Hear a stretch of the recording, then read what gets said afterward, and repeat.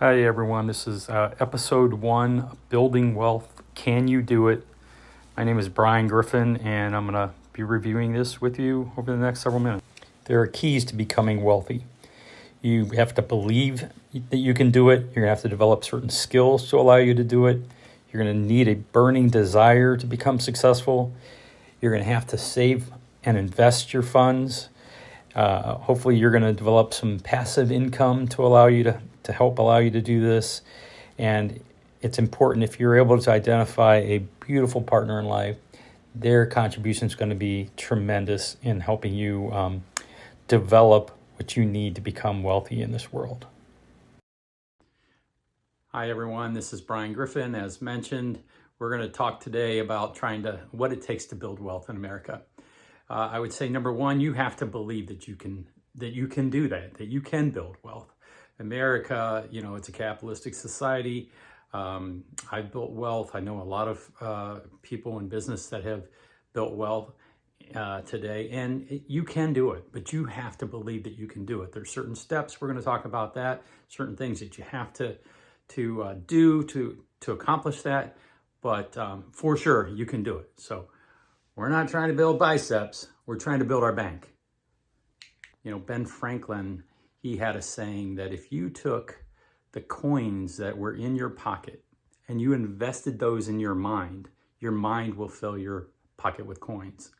And I love that saying. I think it's so true. So, make sure that you're doing that. You're investing your time and energy in developing your skills and improving your skills.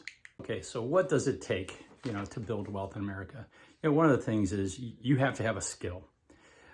People are willing to pay for a skill. It doesn't matter if it's an electrician, a plumber, a doctor, a lawyer, a nurse, a truck driver. In my case, I'm a CPA. I believe that you need some type of license in many cases, or you're going to need some other skill or knowledge that people are willing to pay for. If you're not going to gain a specialized skill, it's going to be harder to generate enough wealth, enough income in America so that you can start to build some wealth, because you're going to need to start setting aside some funds and investing. So how do you do that? You need a burning desire to improve. I remember a quote that I cannot remember the book that it was in, but there was a quote where this gentleman was talking to an older gentleman who was very successful, and the young guy asked him, what does it take to become successful? And the older man said, well, look, I can tell you, but if I tell you, you're going to hate me for it. You sure you want to know this? And he's like, yep, I want to know. He said, okay, here's what you have to do. Do the most productive thing possible at any given minute. If you do that, you can't help but be successful. So if you think about that, working 8 to 5, that's not going to do it. You got to get up early, build your skills, stay late, or in the evenings or on the weekends, study your craft, improve your knowledge, read, watch videos, etc. You've got to become specialized in your area. That's where you're going to improve and be able to, increase your knowledge and put yourself in a better spot than the other person. I mean, when you're in business, if you're working for a company, who you're really competing against is your friend over in the cube next to you, or in an office in a different city. So when a position becomes available for a promotion, that's who you're competing against. So, you've got to make sure that that you've communicated to your boss that, hey, you're ready. You've been putting in this time. You know how to do this. Give them confidence that if they invest in you, you're going to give them the return that they're looking for. So you have to save some money. You have to save it and invest it. So you're going to need to sit down and kind of develop a plan, look at a budget, basically that says, okay, here's all the income I have coming in. Here's all the expenses I have going out. Figure out where you can cut your expenses so that you can retain more of that income and then invest that. I would say at a minimum, you should be trying to save at least 15% of your income. And then you can take that income and then either set it aside in like a money market fund at first, and then later on you can invest that once you have a certain amount, either in like dividend stocks or capital appreciation type stocks, or in a rental property, some type of investment that gives you passive income that doesn't require you to sit there and work all day. You need others to work for you, and that's how you're going to build wealth over time. We'll get into that in another video later on, but you have to make sure you know how much money's coming in, how much money's going out. How can I make sure that I keep more than it's going out? So control those costs. Again, some of the different types of passive income that we'll be talking about in other videos are dividend stocks.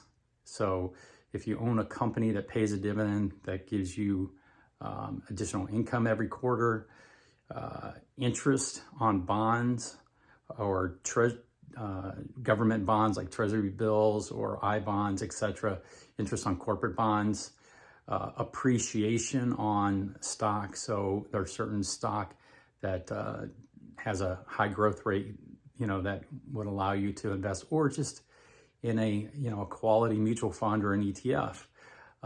Rental property is a very, very good passive income asset. Or if you're not willing to put in the time and effort to purchase rental properties, you could buy a REIT, which is nothing more than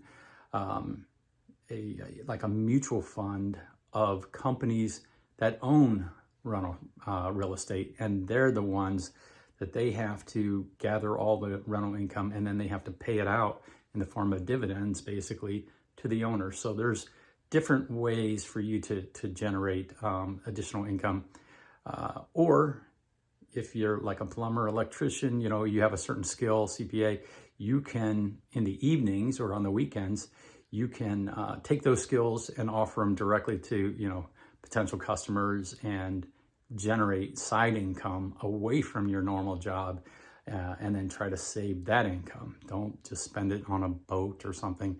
You need to take that income and invest it in appreciating assets that will pay you over time, and then allow that time value of money to truly develop your growth for the future. And again, we'll get into a lot of these different things, but that's what you're going to need to be focused on.